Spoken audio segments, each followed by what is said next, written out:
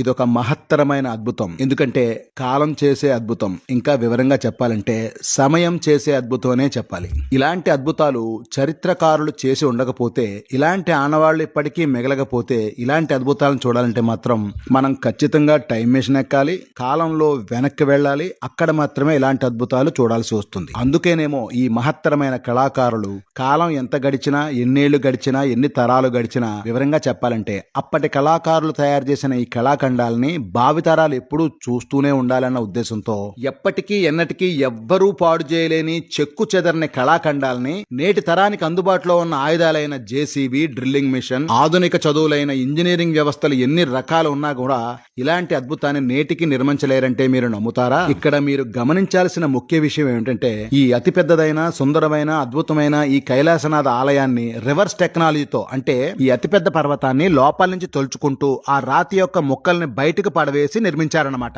మీరు ఆశ్చర్యపోయే ఇంకో విషయం ఏమిటంటే కేవలం ఒక సుత్తి, సేన, కొన్ని చెక్క ముక్కలను ఉపయోగించి కొన్ని వేల మంది కళాకారులు తరతరాలుగా, అంటే 6వ శతాబ్దం నుండి 10వ శతాబ్దం వరకు, ఇంకా వివరంగా చెప్పాలంటే 400 సంవత్సరాల పాటు ఒకే పర్వతంలో ఒకే శిలను తొలుచుకుంటూ 4,50,000 టన్నుల రాతి మొక్కలను బయట పడవేస్తూ నిర్మించారండి.